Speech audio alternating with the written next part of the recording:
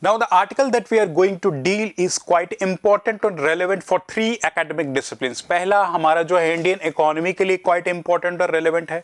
इस आर्टिकल में हम डेवलपमेंट देखेंगे कि इंडियन इकोनॉमी में इसका क्या इम्पैक्ट पड़ रहा है. बियॉन्ड ये इंडियन पॉलिटी से भी रिलेटेड है, जिसमें हम देखेंगे कि स्टैट्यूटरी बॉडी इसमें डिफाइन की गई है. तो ये स्टैट्यूटरी बॉडी क्या है, किस पर्पस के लिए एस्टैब्लिश की गई है, इसका कोर ऑब्जेक्टिव्स एंड गोल क्या है. इससे रिलेटेड, इस बॉडी से रिलेटेड ऑलरेडी यूपीएससी के 2018 के प्रीलिम्स में क्वेश्चन आ चुका है. तो इट्स क्वाइट इंपॉर्टेंट और रेलेवेंट कि ऐसा नेचर ऑफ द क्वेश्चंस को हम आइडेंटिफाई करें. बियॉन्ड साइंस एंड टेक से रिलेटेड कुछ इंपॉर्टेंट डेवलपमेंट जब होती हैं या ई कॉमर्स से रिलेटेड कुछ इंपॉर्टेंट डेवलपमेंट्स होती हैं तो वो भी क्वाइट इंपॉर्टेंट हो जाता है. तो उसमें जो टर्मिनोलॉजीज यूज की गई हैं वो इंपॉर्टेंट है, बियॉन्ड किस लिए एस्टैब्लिश की गई हैं तो वो भी इंपॉर्टेंट है. तो इसमें हम ये देखेंगे कि आखिर ये टर्मिनोलॉजी है क्या, किस लिए जो है ये एस्टैब्लिश किया गया है, क्यों ये मैकेनिज्म बनाया गया है, एंड बियॉन्ड ये इंडियन इकोनॉमी को कैसे इंपैक्ट करता है ये देखेंगे कि इसमें माइक्रो स्मॉल मीडियम एंटरप्राइजेस के बेनिफिट के लिए ये चीज़ डेवलपमेंट है. तो एज यू नो कि माइक्रो एमएसएमई सेक्टर जो है हमारे इंडियन इकोनॉमी का एक बैकबोन की तरह है, जो हमारी इंडस्ट्रीज फंक्शन करती हैं. इनका बहुत ही इंपॉर्टेंट रोल हमारी इकोनॉमी में है, एज अ बैकबोन है. हमारे मेजॉरिटी ऑफ द जो बिजनेस एंटिटीज इंडिया में फंक्शन कर रहे हैं वो एमएसएमई है, यानी कि छोटे उद्यमी हैं. तो उनके बेनिफिट के लिए, उनके डेमोक्रेटाइजेशन के लिए, उनकी एसेसिबिलिटी के लिए ये मेजर लिया गया. तो देखते हैं कि आखिर ये न्यूज़ में क्यों रहा है. न्यूज़ में इसलिए रहा है कि quality council of India along with the open network of digital commerce ने एक सर्टिफिकेट लॉन्च किया है. किसके लिए? एमएसएमई सेक्टर के लिए, ताकि उनका जो है डिजिटल इंक्लूजन हो सके. और वो डिजिटल जो सर्टिफिकेट है वो है क्या? डिजी रेडी सर्टिफिकेशन पोर्टल. एक पोर्टल बनाया गया है डिजिटली रेडी होने के लिए, जिससे कि जो माइक्रो स्मॉल मीडियम एंटरप्राइजेस हैं इनकी डिजिटल इंक्लूजन हो सके. तो इसके लिए ये न्यूज़ क्वाइट इंपॉर्टेंट और रेलेवेंट है. इस न्यूज़ में हम देखेंगे कि आखिर इससे जो है एमएसएमईज को कैसे बेनिफिट पहुंचेगा, क्या ऑलरेडी प्रीवियसली जो है क्या इश्यूज एंड कंसर्न्स है जिसके बिहाफ पे मेजर लिया गया है. ये न्यूज़ जो है ई कॉमर्स के सेक्टर से रिलेटेड है, डिजिटल जो बिजनेस चल रहा है उससे रिलेटेड है. तो इसमें हम देखेंगे कि एमएसएमई से क्या बेनिफिट है, beyond quality council of India क्या है, और ये टर्म यूज किया गया है open network on digital commerce, ये क्या है. तो इस बिहाफ पे हम ये तीन टॉपिक्स को एनालाइज करेंगे ताकि हम एग्जाम की प्रिपेयर्डनेस रहे हमारे अंडर में. बियॉन्ड न्यूज में देख लेते हैं कि आखिर इसका पर्पस क्या रहा है, इस पर्पस को क्यों, इसको जो है इस डिजी रेडी सर्टिफिकेशन पोर्टल को क्यों लॉन्च किया गया है. इसका पर्पस है एमएसएमई को डिजिटली इंक्लूड करना, इनकी डिजिटल रेडीनेस को प्रमोट करना, ताकि जो एमएसएमई सेक्टर्स हैं अपने आप को जो ओएनडीसी प्लेटफॉर्म पे जो है इंटीग्रेट कर सके, या अपना प्रेजेंस जो है ओएनडीसी प्लेटफॉर्म पे स्टैब्लिश कर सके. अभी हम देखेंगे कि ओएनडीसी प्लेटफॉर्म क्या है, क्यों एमएसएमई को रजिस्टर करने की बात की गई है. इसका बेनिफिट ये होगा कि जो एमएसएमई की डिजिटल कैपेबिलिटीज हैं वो जो है एनहेंस होंगी. बियॉन्ड इनका जो बिजनेस पोटेंशियल है वो बूस्टअप होगा. सेलर के पर्सपेक्टिव से एक बेनिफिशियल मेजर है ये कि उनका जो बिजनेस प्रमोट होगा, मोर एंड मोर फैसिलिटेट किया जाएगा इन इंडिविजुअल्स को, ताकि जो वर्क फ्लो है मोर डिजिटाइज हो जाए, मोर ट्रांसपेरेंट हो जाए, काफ़ी ईजियर हो जाए इन एमएसएमई सेक्टर्स के लिए. इसी के बिहाफ पे ये जो क्वालिटी काउंसिल ऑफ इंडिया है और ओपन नेटवर्क डिजिटल कॉमर्स जो आपस में कोलैबोरेट कर रहे हैं, जिससे कि जो है हमारी डिजिटल इकोनॉमी जो है वो एम्पावर होगी और and more inclusion from the rest sectors of the economy जो है इस हमारे जो डिजिटाइज इकोनॉमी में हो पाएगा. तो ये क्वाइट इंपॉर्टेंट डेवलपमेंट है. अब इसके बैकग्राउंड में कुछ चीजें समझते हैं. जैसा ऐसे यू नो कि आज के ई कॉमर्स के टाइम पे अगर हमें कुछ शॉपिंग करनी हो तो हमें अमेजन, फ्लिपकार्ट जैसे ऐप्स का यूज करते हैं. फूड टेक सेक्टर में अगर हमें कुछ फूड ऑर्डर करना हो तो जोमेटो, स्विगी ऐसे ऐप्स का यूज करते हैं. बियॉन्ड ऐसे range of services related to medicine, related to other logistics चीज़ों का जो है हम ऐप बेस्ड डीलिंग करते हैं, राइट. तो हर एक एक्टिविटी के लिए हम सेपरेट सेट ऑफ ऐप्स को यूटिलाइज करते हैं. और अमेजन पे हम जाते हैं, जो चॉइसेस ऑफ प्रोडक्ट, जो चॉइसेस ऑफ प्राइस ये रहे, तो उनमें से कुछ चीज़ें जो हम खरीदते हैं. तो होता क्या है, जो बड़े बड़े बिजनेसेस हैं या जो भी प्रोडक्ट्स हैं अपने प्रोडक्ट की लिस्टिंग इन साइट्स या ऐप पे करते हैं, ई कॉमर्स प्लेटफॉर्म पे करते हैं. और क्यों? क्योंकि इनके पास इकोनॉमी है, इनके पास टेक्नोलॉजी है, तो उसका लेवरेज करते हैं अपने बिजनेस के एडवांटेज के लिए. तो अमेजन पे एज यू नो कि कुछ लिस्ट ऑफ प्रोडक्ट्स का सजेशन दे देते हैं वो ऑलरेडी कि सो एंड सो प्रोडक्ट है, इसकी प्राइसिंग इतनी है. यानी कि एक तरह से अमेजन की मोनोपोली हो जाती है उन प्रोडक्ट्स की लिस्टिंग में. बियॉन्ड वो अपने भी खुद के भी कुछ प्रोडक्ट्स की जो प्रमोशन करने लग जाते हैं. तो उसमें होता क्या है, जो छोटे उद्यमी है, जो माइक्रो स्मॉल मीडियम एंटरप्राइजेस के जो इंडिविजुअल्स हैं या हमारे आप जैसे जो अगर लोकल बिजनेसमैन अपने प्रोडक्ट की लिस्टिंग कर रहे हैं तो वो उनकी प्रोफाइलिंग नीचे हो जाती है, यानी कि उनके बिजनेस के चांसेस लो हो जाते हैं। तो एक तरह से अमेजन जैसे या ऐसे जो भी फैसिलिटीज या ई कॉमर्स फैसिलिटीज जो दे रही, इनकी एक तरह से मोनोपोली हो जाती है।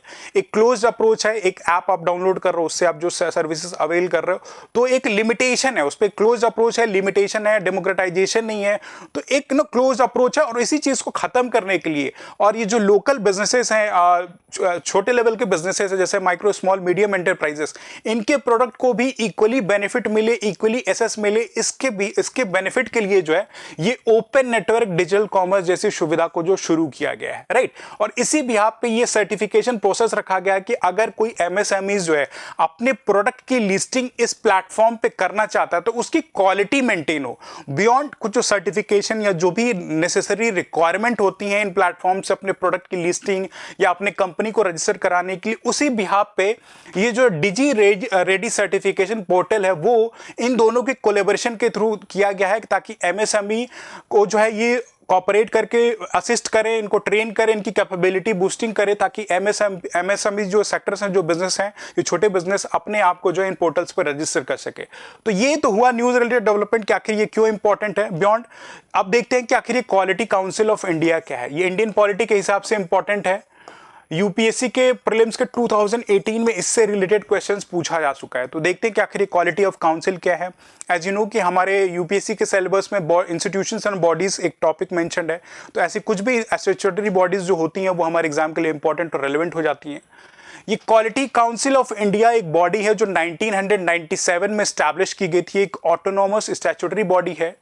इसका कोर पर्पस जो है क्वालिटी मेंटेन करना, यानी कि जो हमारे नेशन में जो भी गवर्नमेंट जो nature of the services provide करती है उसमें एक ड्यू क्वालिटी मेंटेन हो, उसके लिए quality council of India establish की गई है, जो ऑपरेट करती है नेशनल एक्रेडिटेशन स्ट्रक्चर के लिए। एक बेंचमार्क बनाया गया है कि सो एंड सो क्वालिटी का प्रोडक्ट रहे, इसके बिहाफ पे आपका प्रोडक्ट जो है प्रमोट होगा, इसको आप मार्केट में ला सकते हैं।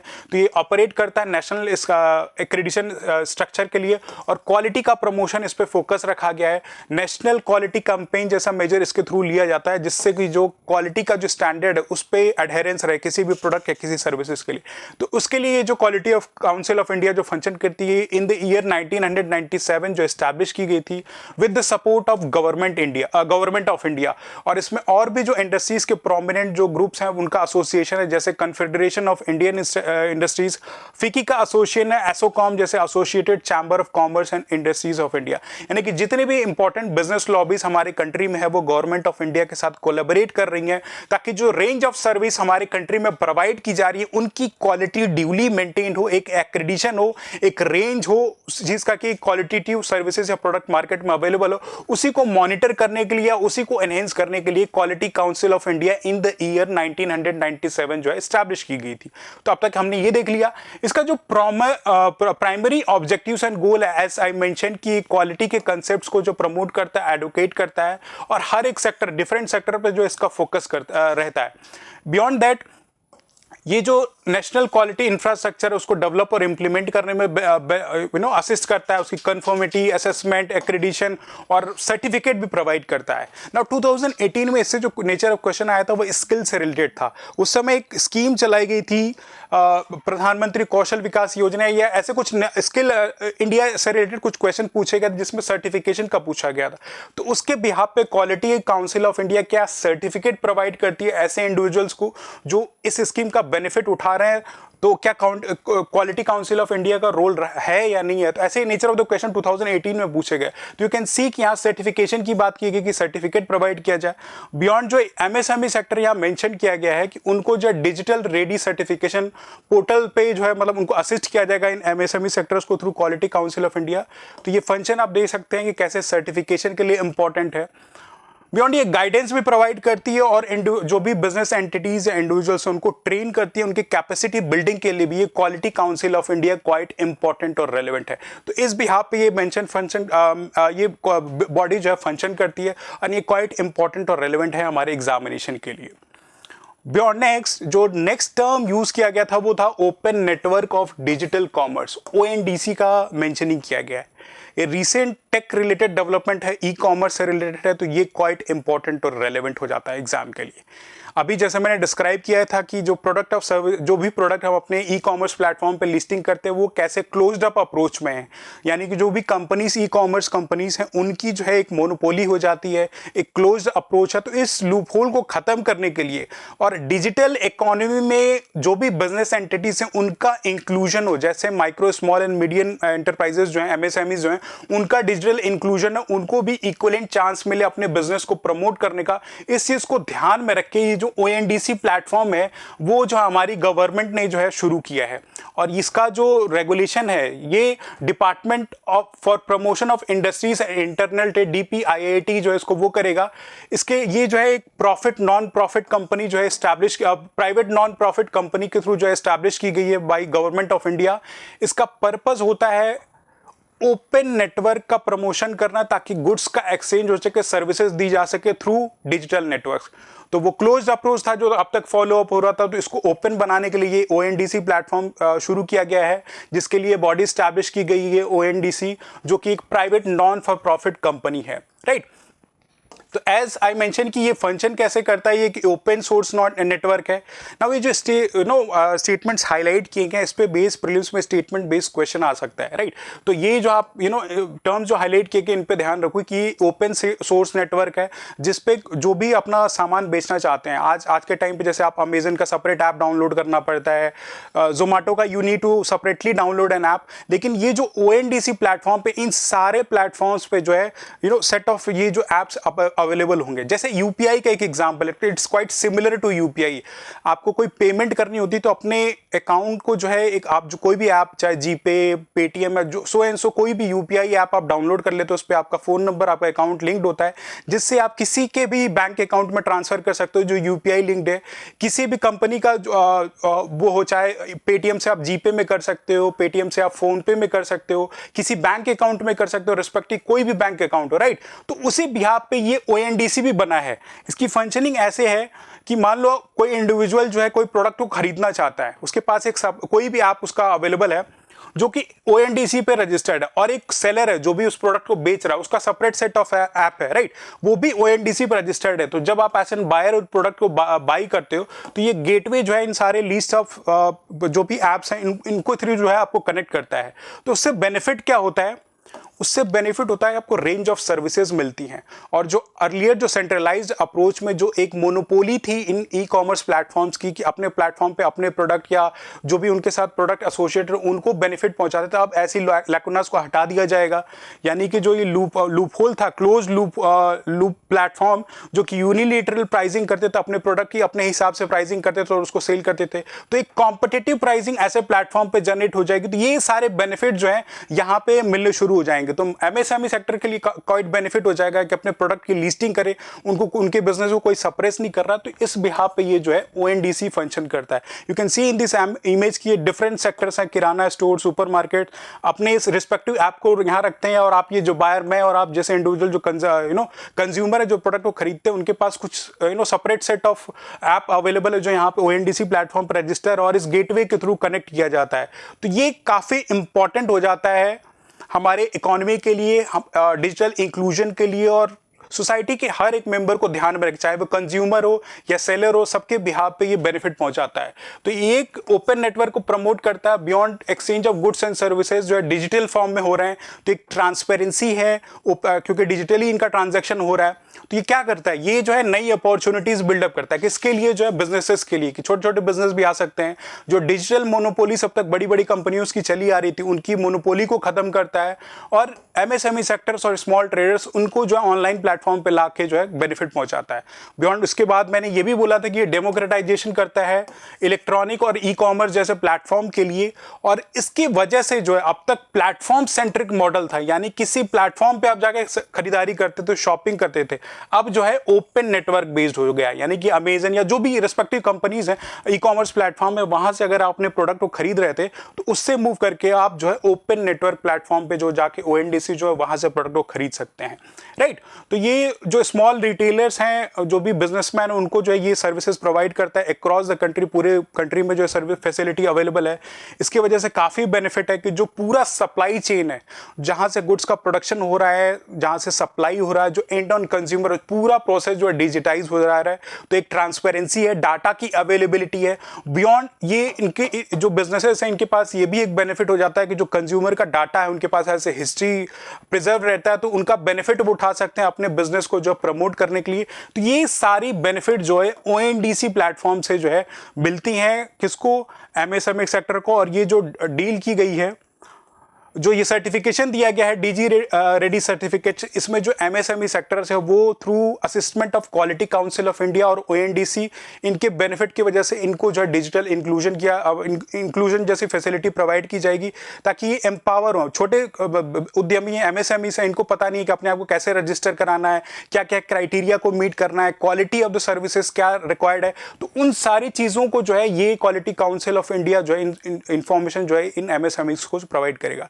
The quite important development related to polity, related to economy, as well as जो भी inclusivity, social inclusivity का जो issues है वो हमारे एग्जाम के लिए quite important और relevant हो जाता है। Now the next article that we are going to deal is related to science। ये science से related article है, more specific diseases, एक सब topic। हर साल कुछ ना कुछ questions जो है UPSC prelims या state PCS prelims में regularly and often diseases, बीमारियों से related आते रहते हैं।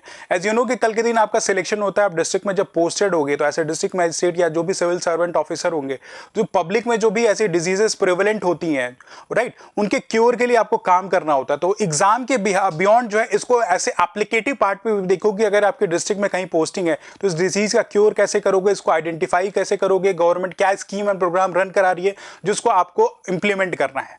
बियॉन्ड एग्जाम सेंट्रिक अप्रोच में आपको ये देखना है कि आखिर ये डिजीज है क्या, इस डिजीज के सिम्टम क्या है, ये हमारे किस जोग्राफिकल पार्ट में स्पेसिफिक इस डिजीज का लोकेटेड, क्या थ्रू आउट इंडिया है या कहीं पे एक स्पेसिफिक लोकेशन पे ये एंडेमिक डिजीज है, क्या गवर्नमेंट स्कीम्स एंड पॉलिसीज इस डिजीज को क्योर करने के लिए रन करा रही है, ग्लोबल स्टेज पे इसका क्या स्टेटस है, बियॉन्ड इस डिजीज के कॉज होने के पीछे क्या फैक्टर्स रिस्पॉन्सिबल है, वो चीजें हमें इस आर्टिकल को डील करने से पहले ध्यान में रखना है ताकि हम इसको जो है एग्जाम में अप्लाई कर सके। प्रीलिम्स में हर साल कुछ ऐसे डिजीज से रिलेटेड क्वेश्चन होते हैं और कुछ हम डिफरेंशिएशन भी क्रिएट करेंगे इस डिजीज से रिलेटेड, कुछ और जो डिजीजेस हैं उनके पीछे पॉजिटिव फैक्टर्स क्या है वो ध्यान में देखेंगे। तो जो न्यूज आर्टिकल ये रिलेटेड है ये है फाइलेरिया से रिलेटेड। ये फाइलेरिया से रिलेटेड है जिसमें सेंट्रल गवर्नमेंट ने इंडिया के 9 स्पेसिफिक स्टेट्स को आइडेंटिफाई किया है जहां पे मास लेवल पे ड्रग्स का एडमिनिस्ट्रेशन होगा, यानी कि जो इंडिविजुअल्स इन 9 स्टेट्स में लोकेटेड हैं उनको जो है मेडिसिन दिया जाएगा, ड्रग एडमिनिस्ट्रेशन दिया जाएगा, जिससे जो फाइलेरिया का जो इशू है वो क्योर हो सके।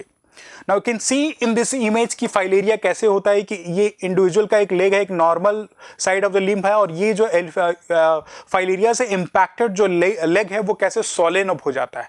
इसी बिहाफ पे इस फाइलेरिया टर्म को जो एलिफेंटियासिस भी बोलते हैं। क्या बोलते हैं? एलिफेंटियासिस। ऑल बिकॉज कि जो इंडिविजुअल का लेग है वो हाथी के पैर की तरह हो जाता है, राइट। तो इसी बिहाफ पे जो है इस डिजीज को एलिफेंटियासिस बोलते हैं, और इसको जो गवर्नमेंट ने अराउंड 9 स्टेट ऐसे डिस्कस की आइडेंटिफाई किया जहां पे ड्रग्स दिया जाएगा। नाउ अक्रॉस द वर्ल्ड अगर इस डिजीज का स्टेटस देखा जाए तो हर एक 100 इंडिविजुअल्स में जो 40 इंडिविजुअल हैं जो फाइलेरिया से अक्रॉस द वर्ल्ड इंपैक्टेड है, उन 100 में से 40 इंडिविजुअल जो है इंडिया में पाए जाते हैं, राइट। तो अराउंड 40% प्रिवेलेंस रेट है इस जो डिजीज का बर्डन है वो इंडिया में लाई करता है। तो इस डिजीज से रिलेटेड अगर ग्लोबल प्लेटफॉर्म पे या ग्लोबल लेवल पे कोई भी एफर्ट लिया जा रहा है तो इसका सक्सेसफुल इंप्लीमेंटेशन इंडिया में होना बहुत ही जरूरी है। तो इस प्रोग्राम को, इस डिजीज को क्योर करने के लिए, इसको एलिमिनेट करने के लिए World Health Organization that is WHO is already running a program that is known as global programme to eliminate lymphatic filariasis. WHO already एक प्रोग्राम रन करा रही है ग्लोबल स्टेज पे इस फाइलेरिया को क्योर करने के लिए, एलिमिनेट करने के लिए। उसने एक टारगेट रखा है कि बाय 2030 जो है ये फाइलेरिया जो है टोटली एलिमिनेट हो जाना चाहिए, राइट। तो ये WHO का टारगेट है, लेकिन क्योंकि 40 इंडिविजुअल अगर 100 में से 40% प्रेवलेंस रेट इंडिया में ही है, तो इंडिया ने भी अपना एक इंडिविजुअल टारगेट रखा कि 2030 से पहले यानी कि 2027 तक जो है we as a government, we as a country have committed to eliminate filaria. तो एग्जाम में पूछा जा सकता है कि किस टाइमलाइन तक ये ड्यूरेशन मेंशन की गई कि इंडिया एलिमिनेट करेगा, तो आपको याद रखना है टीबी का भी एक डेट रखा गया है टीबी के एलिमिनेशन के लिए, सिकल सेल एनीमिया के लिए एक टाइमलाइन रखी गई है, सिमिलरली जो फाइलेरिया के लिए भी टाइमलाइन रखेगी। तो इन 3 डिसीजेस का जो है आपसे प्रीलिम्स में क्वेश्चन पुटअप किया जा सकता है। तो ये जो filaria for the time being है इसको 2027 तक जो है एलिमिनेट करने की बात की गई है। और इसके लिए जो है गवर्नमेंट एज आई डिस्कस की 8 स्टेट में जो है ड्रग अराउंड 9 स्टेट्स को आइडेंटिफाई किया, 9 एंडेमिक स्टेट जो हैं आइडेंटिफाई किए गए हैं, जिसमें आसाम, बिहार, छत्तीसगढ़, झारखंड, कर्नाटका, महाराष्ट्र, उड़ीसा, तेलंगाना एंड उत्तर प्रदेश। ये 9 स्टेट्स हैं जो एंडेमिक हैं। यहाँ पे एक टर्म यूज किया गया है एंडेमिक, राइट, और इसी के सिनोनिमस जो है पैंडेमिक है, और इसी के सिनोनिमस आपने कोविड में देखा था कि एपिडेमिक टर्म यूज किया गया था, राइट। तो इनके बीच में आपकी कंसेप्चुअल अंडरस्टैंडिंग होनी बहुत जरूरी है कि एंडेमिक क्या होता है, पैंडेमिक क्या होता है, ना एपिडेमिक, क्योंकि हम एंडेमिक से डील करते हैं तो उसको आइडेंटिफाई करते हैं कोई भी स्पेसिफिक डिजीज जो एक स्पेसिफिक लोकलाइज्ड एरिया में हो, जहां उसकी प्रेवलेंस रेट ज्यादा हो, उस एरिया को जो एंडेमिक स्टेट्स बोलते हैं। यानी कि जो 9 स्टेट्स यहां बताए गए ये यहाँ पे एंडेमिक है, इन पे जो है प्रेवलेंस रेट या इस डिजीज का ज्यादा है, तो इसीलिए इसको जो endemic disease in particular this area में बताए गए हैं। इसके लिए जो है ऑलरेडी जो गवर्नमेंट ऐसे डिस्कस की WHO 2030 तक डेडलाइन रखा है कि इसको एलिमिनेट कर दें, और इंडिया ने 2027 तक टारगेट रखा है। इस इनिशिएटिव को इंप्लीमेंट करने के लिए जो कैंपेन लॉन्च किया गया है वो मास ड्रग एडमिनिस्ट्रेशन एक्सरसाइज रखी गई है, जो कि गवर्नमेंट और society along with the individuals के कोलैबोरेशन यानी कि जन भागीदारी, दैट इज पीपल पार्टिसिपेशन का जो रोल इसमें इंपॉर्टेंट देखा गया है, ताकि इस इनिशिएटिव जो सक्सेसफुली इंप्लीमेंट की जा सके, राइट।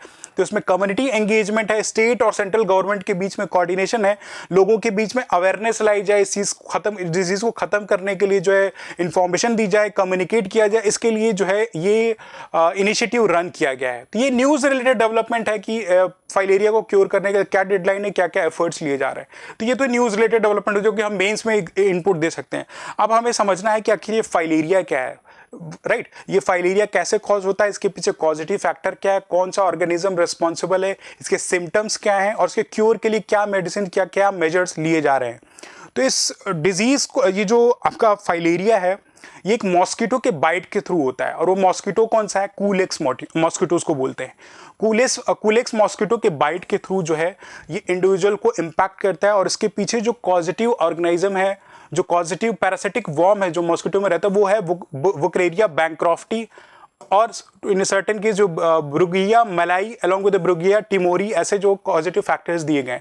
नाउ प्रीलिम्स में ऐसे नेचर ऑफ क्वेश्चंस पूछे जाएंगे आपसे कि फाइलेरिया किस मॉस्किटो के बाइट के थ्रू होता है, एडिस एजिप्टाई, एनाफिलीज, कूलेक्स, ऐसे लीस्ट ऑफ, या एक सेपरेट जो कॉमन लीस्ट ऑफ डिजीजेस हैं उनका लिस्टिंग आपको दे दिया जाएगा कि आपकी जो है डेंगू किससे होता है, ये फाइलेरिया किससे होता है, मलेरिया किससे होता है, ऐसे लीस्ट ऑफ आइटम्स दे देंगे, और उनके पीछे जो पॉजिटिव मॉस्किटोज या पॉजिटिव ऑर्गेनाइजेशन वो दे दिए जाएंगे। तो इस पे आइडेंटिफाई करना जरूरी है। तो ये जो आपका फाइलेरिया है वो कूलेक्स मॉस्किटो के बाइट करने की वजह से होता है, जो एक इंडिविजुअल को इन्फेक्ट करता है, और उसके पीछे जो पैरासिटिक वॉर्म है वो एज ए डिस्कस की Wuchereria bancrofti along with this two are responsible for this filaria.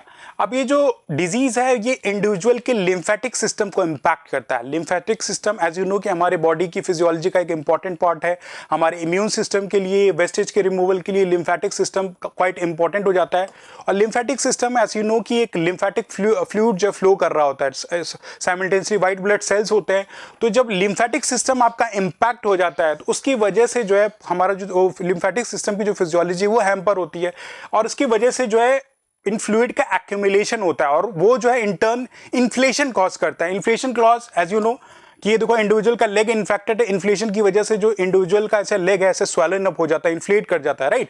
तो ये जो बीमारी हमारे लिम्फेटिक सिस्टम को इम्पैक्ट करती है, जो कि हमारे लिम्फेटिक वेसल्स जो होते हैं उनमें ऑब्स्ट्रक्शन कॉज होता है। और इंटर्न क्या इंपैक्ट होता है, जो हमारे बॉडी पार्ट्स हैं जैसे लेग हुआ, या एक मेल में स्क्रॉटम जो मेल रिप्रोडक्टिव ऑर्गन है उसमें जो स्वेलिंग हो जाती है, तो इंडिविजुअल के जेनाइटल्स अलोंग द लेग में जो है ये फाइलेरिया इंपैक्ट करता है। इसके फर्दर रिपरकशंस क्या हैं, डिसेबिलिटी कॉज कर सकता है, डिसफिगरमेंट कॉज कर सकता है, right.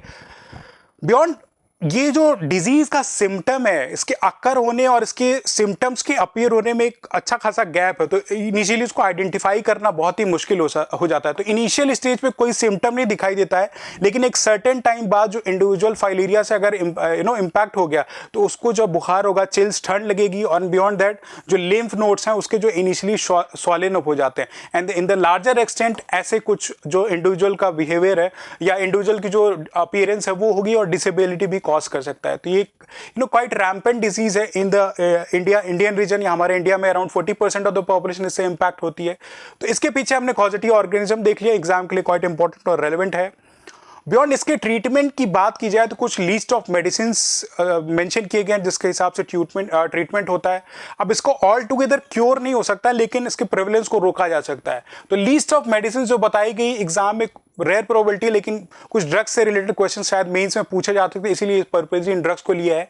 Die ethyl कार्बा अमेजीन along with ivermectin administer किया जाता है, administered in conjunction with albendazole. इन मेडिसिन के कॉम्बिनेशन के थ्रू जो है इंडिविजुअल जो अडल्ट है, जो भी इंडिविजुअल इम्पैक्टेड है, उसको ये मेडिसिन दी जाती है ताकि उसका जो है इम्पैक्ट हो वो क्योर हो सके। तो treatment may not be reverse, but जो लिम्फेटिक जो भी आपके लिम्फेटिक सिस्टम है उसके डैमेज को ये शायद रोक सकते हैं। तो इस बिहाफ पे ये मेडिसिन इंपॉर्टेंट हो जाती है। बियॉन्ड WHO ऐसा नो कि ग्लोबल स्टेज पे जो है ऑलरेडी एक प्रोग्राम रन करा रहा है जिसको global programme to eliminate lymphatic filariasis ये प्रोग्राम बोला जाता है, और 2030 तक WHO ने टारगेट लिया इसके क्योर के लिए, राइट। तो ये तो इंपॉर्टेंट डेवलपमेंट हुई रिलेटेड टू फाइलेरिया।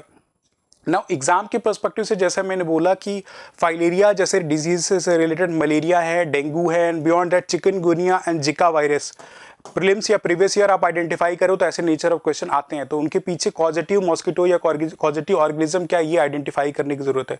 तो फाइलेरिया एज आई मेंशन कि कूलेक्स मॉस्किटो के बाइट के थ्रू होता है। सिमिलरली मलेरिया की अगर बात करें तो फीमेल एनाफिलीज मॉस्किटो रेस्पॉन्सिबल है मलेरिया के पीछे, तो ये आपको आना जरूरी है, इन दोनों में differentiation. Beyond dengue, chikungunya, Zika virus similar disease हैं, इनके पीछे जो कॉजेटिव मॉस्किटो या ब्रीड ऑफ मॉस्किटो रिस्पॉन्सिबल है वो है एडिस इजिप्टाई। ये तीनों के लिए जो एडिस इजिप्टाई रिस्पॉन्सिबल है। तो प्रीलिम्स में ऐसा फैक्ट बेस या मैच द कॉलम या कुछ ऐसा भी क्वेश्चन आया तो यू कैन इजीली आइडेंटिफाई कि मलेरिया एनाफिलीज से है, फाइलेरिया जो कूलेक्स मॉस्किटो से है, dengue, chikungunya along with the जिका वायरस ये जो है एडिस इजिप्टाई मॉस्किटो के बाइट के थ्रू जो है इसका जो है इनका रिस्पॉन्सिबल फैक्टर होता है। तो this is the news related to filaria कि कैसे कॉज होता है, क्या क्या पॉजिटिव फैक्टर है, गवर्नमेंट क्या स्कीम रन करा रही है, एंड बियॉन्ड जो टारगेट ईयर रखा गया है वो क्या रखा गया है। तो देयर इज अ प्रोबेबिलिटी कि एग्जाम में क्वेश्चन इससे रिलेटेड पूछे जा सकते हैं। The next article that we are going to deal is related to science and sector, और साइंस में मोर स्पेसिफिक ये स्पेस से रिलेटेड क्वेश्चन है। नाउ स्पेस से related question quiet and often prelims में पूछे जाते हैं कि ये जो मिशन लॉन्च किया गया है जो भी स्पेस से रिलेटेड है वो किस लिए लॉन्च किया गया, इसका कोर पर्पस या ऑब्जेक्टिव क्या है, कौन सी एजेंसी इसके लिए रिस्पॉन्सिबल है, एंड बियॉन्ड दैट अगर कुछ नेमोनिक्स या एक्रोनिम्स ऐसे मिशन में यूज़ किए गए तो उसको एक्सपेंडेड फॉर्म में उसको पूछा जा सकता है कि क्या है, और कुछ कंफ्यूजिंग जो टर्मिनोलॉजी इस मिशन से रिलेटेड है उसको भी आपके क्वेश्चन में पुटअप किया जा सकता है। तो ऐसे nature of the question space sector से आते हैं। फॉर द टाइम बिंग देखते हैं कि आखिर न्यूज़ क्या है और हमारे एग्जाम के लिए कैसे इंपॉर्टेंट और रेलेवेंट है। अब ये न्यूज़ इसलिए रहा है कि नासा ने ऑफर रिसेंट एक नया सैटेलाइट मिशन जो है लॉन्च किया है, और वो सैटेलाइट मिशन है क्या, उसका नेमिंग क्या है, उसको जो है पेस सैटेलाइट मिशन जो है बोलते हैं, राइट। इस मिशन को जो है पेस सैटेलाइट मिशन बोला गया। अब ये पेस टर्म जो है ये 4 वर्ड से बना हुआ है, PAC, और ये एक्रोनिम सेपरेटली एक एक इंडिविजुअल सेक्टर को सिग्निफाई करता है, यानी कि एक शॉर्ट फॉर्म है जिसमें P टर्म जो है जो प्लैंक्टन्स हैं उनको सिग्निफाई करता है। जो मरीन में वेजिटेशन, मरीन एरिया में जो वेजिटेशन हो, जो एल्गीज ग्रो करते हैं, सी पे आप देखते हो कैसे बहुत सारे प्लैंक्टन्स ग्रो कर रहे हो, तो P जो इन प्लैंक्टन्स को सिग्निफाई करता है, A जो है एरोसोल्स को सिग्निफाई करता है, C फॉर क्लाइमेट स्टैंड करता है, एंड E जो है यहाँ ओपन ओशन इकोसिस्टम को सिग्निफाई करता है। नाउ इस मिशन का कोर पर्पस और ऑब्जेक्टिव जो है ग्लोबल वार्मिंग के लिए है। ग्लोबल वार्मिंग का इम्पैक्ट एटमॉस्फेयर और ओशन में क्या है, एंड बियॉन्ड एटमॉस्फेयर या ओशन में जो भी फैक्टर्स या जो भी चीज़ें अकर होती हैं उनका इम्पैक्ट ग्लोबल वार्मिंग पे क्या पड़ता है ये इस सैटेलाइट मिशन के थ्रू जो है हम आइडेंटिफाई करेंगे। नाउ ऐसे नो कि प्लैंकटॉन्स जो है ओशन सरफेस में ग्रो करते हैं, क्वाइट इंपॉर्टेंट होते हैं कार्बन साइकिल के लिए या हमारे ओवरऑल इन्वायरमेंट के लिए। ये आपकी जो फोटोसिंथेसिस ये प्लैंकटॉन्स करते हैं जिसकी वजह से कार्बन डाइऑक्साइड को ऑब्जर्व करते हैं, जिससे कार्बन साइकिल जो है मेंटेन रहती है और एनवायरमेंट में सस्टेनेबिलिटी बिल्डअप रहती है। नाउ सिंस ग्लोबल वार्मिंग अकर हो रहा है, ग्लोबल वार्मिंग की वजह से टेम्परेचर राइज हो रहा है, सी सरफेस बढ़ रहा है, तो जो ऐसे वेजिटेशन इन मरीन एरियाज में लोकेटेड है उनको डीनेचरिंग हो रही है, उनकी डेथ हो रही है और कुछ नेगेटिव जो एल्गीज हैं उनकी ब्लूमिंग हो रही है। तो इन चीज़ों को आइडेंटिफाई करने के लिए मिशन लॉन्च किया गया है। बियॉन्ड एटमॉस्फेयर की बात करें तो एयर सॉल जो है एक पॉल्यूटेंट है, तो उनका इम्पैक्ट इन द एटमॉस्फेयर जो है ये एरोसॉल्स हैं, उनका इम्पैक्ट ग्लोबल वार्मिंग पे क्या है वो इससे आइडेंटिफाई होगा। बियॉन्ड एटमॉस्फेयर में जो सस्पेंडेड पार्टिकल्स या जो भी एलिमेंट्स हैं उनका इम्पैक्ट एटमॉस्फेयर पे क्या पड़ता है या उनका रोल कैसे ग्लोबल वार्मिंग के लिए इंपॉर्टेंट है, वो थ्रू दिस सैटेलाइट मिशन जो है आइडेंटिफाई किया जा सकता है। इसके बिहाफ पे इस इंस्ट्रूमेंट सैटेलाइट में कुछ इंस्ट्रूमेंट का लोडिंग किया गया है जो स्पेसिफिक एरियाज पे जो है उनका की फोकस रहेगा, जैसे कि ओशन में जो है मॉनिटरिंग के लिए प्लैंकटॉन्स की फाइटोप्लैंकटॉन्स की मॉनिटरिंग, उनके डिस्ट्रीब्यूशन अलॉन्ग विद हार्मफुल जो एल्गल्स का ब्लूम होता है ओशन में उनकी मॉनिटरिंग हो, उसके लिए जो ये hyper spectral ocean colour instrument का यूज़ किया जाएगा। बियॉन्ड अगर एटमॉस्फेयर की बात की जाए कि एटमॉस्फेयर का में जो भी एलिमेंट्स लोकेटेड हैं वो कैसे हार्मफुल है, तो उसके लिए जो है पोलरीमीटर इंस्ट्रूमेंट जो है इस सैटेलाइट पर रखा गया है कि जो भी एटमॉस्फेरिक पार्टिकल्स हैं उनका इंटरैक्शन सनलाइट से कैसा हो रहा है ये पोलरीमीटर जो आइडेंटिफाई करेगा, जिससे इनका रोल जो भी म्यूचुअल रोल है वो हमें आइडेंटिफाई मतलब इस मिशन के थ्रू जो है आइडेंटिफाई किया जा सकता है। तो ये मिशन जो है नासा ने शुरू किया था और ये नेमोनिक्स इसलिए स्टैंड करते हैं, ये देख लिया हमने। ओशन और एटमॉस्फेयर में ये इनका जो लोग मतलब की फोकस ओशन और एटमॉस्फेयर को मॉनिटर करना। अब ये जो हमारी ओशन साइंस है कैसे बेनिफिट पहुंचाएगी, कि ओशन साइंस को बेनिफिट पहुंचाएगी, हमें सबका रोल पता चलेगा कि ग्लोबल वार्मिंग में किसका क्या क्या रोल है, कितना इम्पैक्ट है, क्या क्या लार्जर एक्सटेंट पड़ने वाले, ये सारे बेनिफिट जो है इस स्पेस सैटेलाइट मिशन से जो है हमें ईजियर मिल सकते हैं। तो this is all related to this space mission कि कैसे ये जो है एनवायरनमेंट या इकोलॉजी को बेनिफिट पहुंचाएगा और हमारी जो साइंटिफिक रिसर्च है उसको बेनिफिट पहुंचाएगा। पेस टर्म किस लिए स्टैंड करता है, इसको किसने लॉन्च किया था। So this is all related to this news item. So we are closing this session. Hope you have liked this session. If you have liked it, then please do like and subscribe and give us the feedback in the comment box. Till then, goodbye and all the best.